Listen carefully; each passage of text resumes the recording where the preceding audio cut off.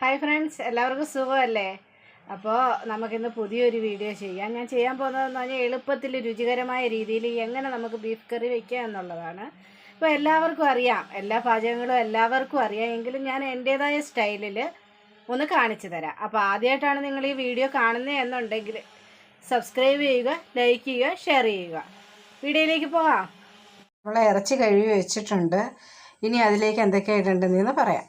നമ്മൾ കഴുകി വെച്ച ഇറച്ചിയിലേക്ക് നല്ല പൊളിച്ച് വൃത്തിയായി കഴുകി വെച്ച കൊച്ചുള്ളി ഇട്ട് കൊടുക്കണം. കാര്യം നമ്മൾ ഇതിനകത്തേക്ക് ഇട്ട് കൊടുക്കുന്ന കൊച്ചുള്ളി നമ്മൾ അരിയണ്ട, ഇങ്ങനെ അങ്ങ് ഇട്ട് കൊടുത്താൽ മതി. ഇറച്ചിയുടെ പാകത്തിന് മാത്രം ഉപ്പിട്ട് കൊടുക്കുക. ഒരല്പം മഞ്ഞൾപ്പൊടി ഇട്ട് കൊടുക്കാം, അല്പം മുളക് പൊടി ഇട്ട് കൊടുക്കാം, നമുക്കല്പം കറിവേപ്പില ഇട്ട് കൊടുക്കാം. നമുക്കൊന്ന് ഇളക്കി കൊടുത്തിട്ട് കുക്കറിൽ വെച്ച് 3 വിസിൽ കേൾപ്പിക്കണം. നമുക്ക് കുക്കറിൽ വെച്ച് 3 വിസിൽ കേൾപ്പിക്കാം.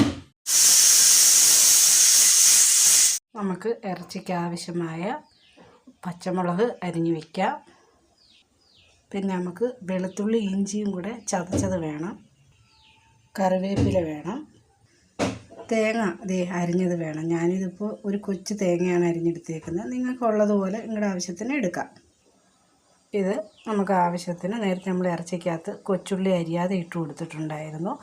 ഇത് കൊച്ചുള്ളി സവാളയും കൂടെ അരിഞ്ഞു വെച്ചേക്കുക.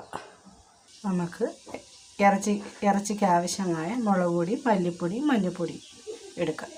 നമുക്ക് ഒരു ഉരുളി അടുപ്പത്ത് വെച്ചിട്ട് ആവശ്യത്തിന് വെളിച്ചെണ്ണ ഒഴിച്ചു കൊടുക്കാം. ആ എണ്ണയിലേക്ക് കടുക് ഇട്ട് കൊടുക്കാം.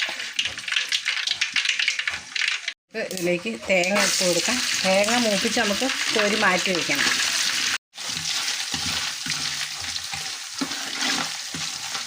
നമുക്ക് ഇഞ്ചിയും വെളുത്തുള്ളിയും കൂടെ ചതച്ച് വെച്ചത് ഇട്ട് കൊടുക്കാം. ഇതിലേക്ക് പച്ചമുളക് ഇട്ട് കൊടുക്കാം, വേപ്പില ഇടാം.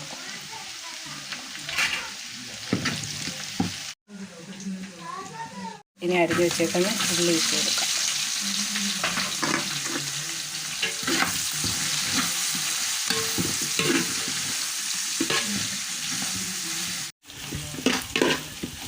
നന്നായിട്ട് മൂത്തിട്ടുണ്ട്. നമുക്ക് ഇതിലേക്ക് മൂപ്പിച്ച് വെച്ചേക്കുന്ന തേങ്ങ ഇട്ട് കൊടുക്കാം. മുളക് പൊടി, മല്ലിപ്പൊടി, മഞ്ഞൾപ്പൊടിയൊക്കെ എടുത്ത് വെച്ചേക്കുന്നത് ഇട്ട് കൊടുക്കാം. നന്നായിട്ടൊന്ന് ഇളക്കി കൊടുക്കാം. നമുക്കിനി വേവിച്ച് വെച്ചേക്കുന്ന കുക്കറിൽ വെച്ചേക്കുന്ന ഇറച്ചി എടുത്ത് ഇതിലേക്ക് ഇടാം കൊടുക്കാം. നന്നായിട്ടൊന്ന് ഇളക്കി കൊടുക്കാം.